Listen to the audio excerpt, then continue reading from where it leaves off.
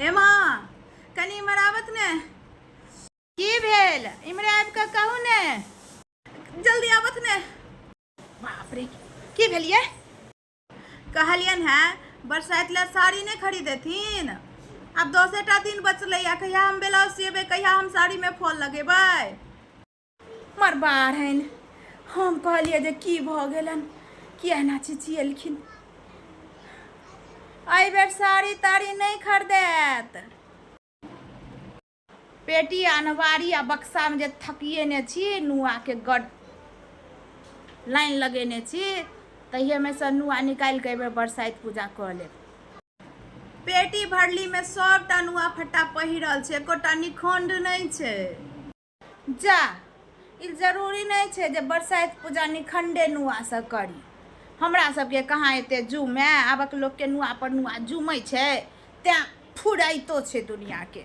हमरा सबके दूटा नुआ पहिरै ला रहै छलै, दूटा कतौ जाय आबै ला, से वह धोल निखंड तऽ नहिए रहै छलै, लेकिन निकनाथ हुआ रहै छलै, ओ पहिर कऽ बरसाइत पूजै छलहुँ हेँ।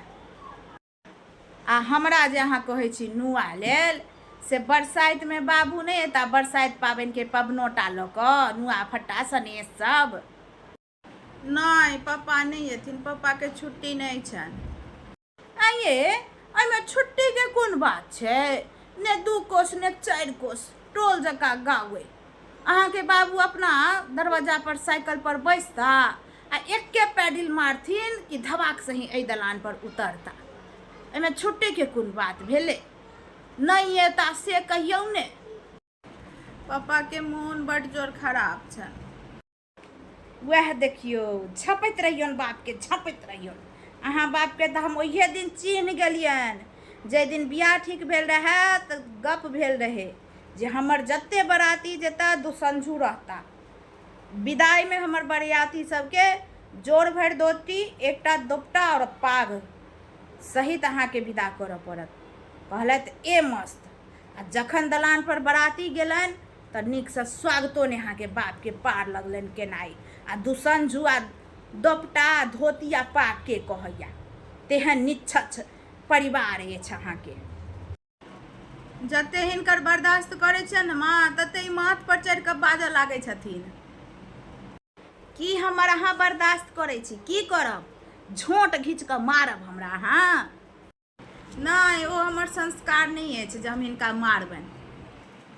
लेकिन ई बात बताबत जे बात बात पर जे हमरा कहैत रहे छथि जे मैं एहि पाबनि में नहीं भेजलक, ओहि पाबनि में नहीं भेजलक, से अपने बेटी के क्या पाबनि में कथी कथी भेजे छथिन, आ अपना नैहर से की अबै छन हिनका। हे ये कनिया, एखन बरसाइत के 7-8 दिन छै, देखबै हम अपन बेटी के 4 चंगेरा भार सैंठ कऽ देबै। देखबै अहाँ। बचले हमरा नैहर से नहीं अबैया। भाय भाउज हमर भऽ गेलै परदेसिया। जे समय में घर पर रह जाथिन, ओहि समय में भरि टोल में ककरो जते भाड़ दौड़ नहीं अबै, तते हमरा नैहर से अबै। हाँ, बेटी के 2 चंगेरा की 5 चंगेरा देथिन बेटा के कमाई लऽ कऽ। लेकिन वह बेटा के कमाई से बेटा के कन्या ले पाबनो तिहार पर एकटा नुआ नहीं जुड़े छन हिनका।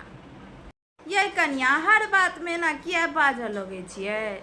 बेटी डाटी के पाबनि तिहार पर 1 झोरा सनेस जरूरी होइ छै सासुर भेजनाई माय के। हाँ, बेटी के देनाई तो जरूरी छै, नहीं तो साउस उल्हन देथिन जे माय पाबनि तिहार पर कहाँ किछ भेजलक।